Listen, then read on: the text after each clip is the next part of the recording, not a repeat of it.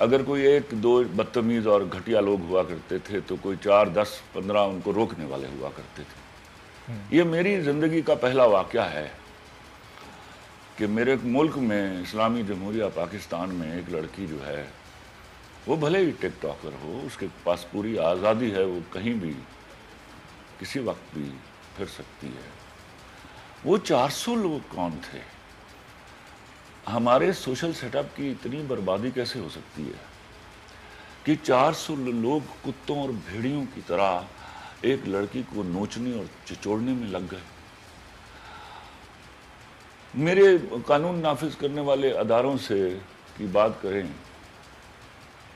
تو حیرت کی بات ہے کہ 14 اگست ہے اور معلوم ہے کہ یہاں مجمع لگے گا، یہاں لوگ آئیں گے، لوگوں کی جان و مال کی حفاظت کرنی ہوگی، تو وہاں پر پولیس کیوں نہیں ڈپلائیڈ تھی؟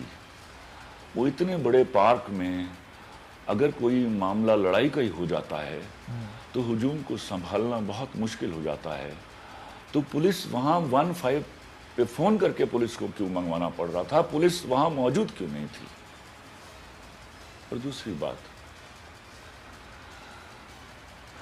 یہ اگر سچ ہے کہ وہ بیچاری بلبلاتی رہی، چیختی رہی اور 15 کو اس طرح پکارتی رہی جیسے لنکا میں کوئی محمد بن قاسم کو پکارتا رہا تھا، اور یہاں ہمارا محمد بن قاسم نہیں آیا، تو میری سمجھ سے باہر ہے کہ ہم کون سی مدینہ کی ریاست بنانے جا رہے ہیں، اور وہ کون سا بدقسمت خواب تھا جو کسی بھی طرح مدینہ کی ریاست سے ٹیلی کرتا ہے۔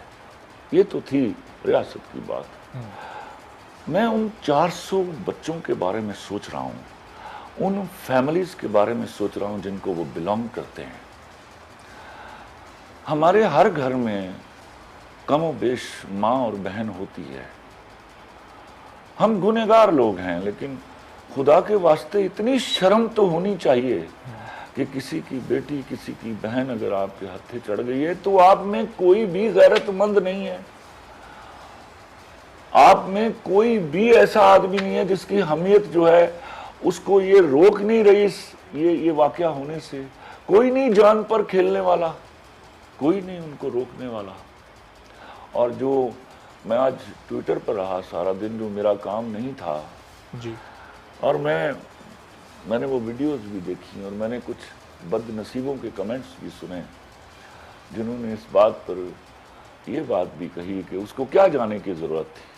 تو بے شرموں، یہ تم فیمنسٹ کے اس نیریٹو کو سپورٹ کر رہے ہو جس میں وہ ہمیں بتاتے ہیں کہ آپ نے ہماری بچیوں کا جینا دوبر کر دیا ہوا ہے۔ آج مجھے لگا وہ صحیح کہہ رہی ہیں، مجھے مان لینا چاہیے کہ ہمارے ہاں عورت کی حرمت، عزت، آبرو محفوظ نہیں ہے۔ یہ اکا دکا واقعات نہیں ہو رہے، اب تو ایک ایسا مجمع، ایک ایسا گروہ، ایک ایسا بدمست گروہ بھی اکٹھا ہو سکتا ہے جو ایک لڑکی کو کتوں کی طرح چچوڑنے نکل جائے گا۔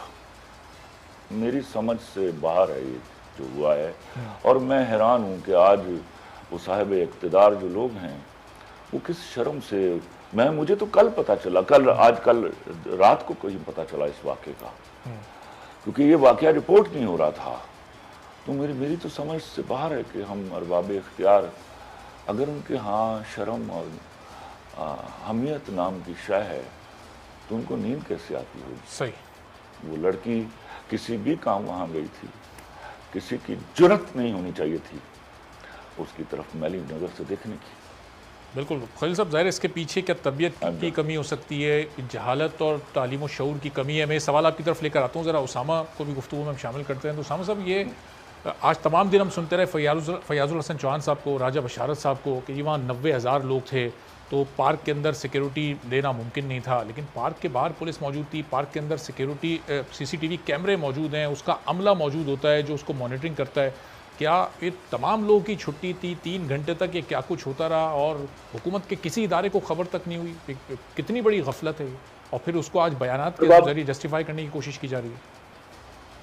آپ دیکھیے، ایک تو جس طرح سے خلیل الرحمان قمر صاحب فرما رہے تھے، پوری قوم یقین کریں، اب کیا کہیں، بحیثیت مرد اور بحیثیت پاکستانی، ایک لاہور کے شہری، ہر طرح سے ہمارا سر شرم سے جھکا ہے۔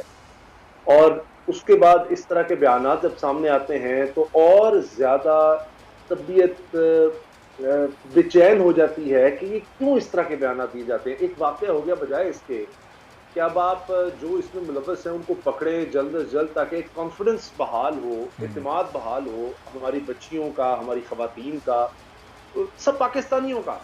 اس میں دیکھیے مرد بھی تو ہیں, وہ بھی اب ڈریں گے کہ اپنی بہن بیٹی کو باہر بھیجتے ہوئے کہ یہ کس طرح کا معاشرہ ہم نے بنا دیا ہے. اور آپ یہ کہہ رہے ہیں کہ جی وہاں پر اتنے زیادہ لوگ تھے, تو جب اتنے زیادہ لوگ تو پھر ہر وقت لاہور کی آبادی 1.25 کروڑ ہے 1.5 کروڑ ہے, تو آپ کہیں جی اتنی زیادہ آبادی ہم تو کچھ کر ہی نہیں سکتے. کیا یہ جواز بنتا ہے؟ 6:30 سے 9 بجے تک وہ لڑکی کہتی ہے کہ یہ سلوک ہوتا رہا, 2.5 گھنٹے. تو اتنا پتہ ہی نہیں چلا آپ کو. پھر آپ کے کہاں سیف سٹی ہے, یہ کس طرح کی سیف سٹی ہے, کس طرح کے آپ کے کیمرے ہیں. اور اگر وہاں پر آپ کہتے ہیں کہ جی ڈپلائڈ تھی فرض کیجئے پولیس, تو 2.5 گھنٹے میں ان کو پتہ ہی نہیں چلا کہ یہ ہجوم یہاں پر کر کیا رہا ہے اور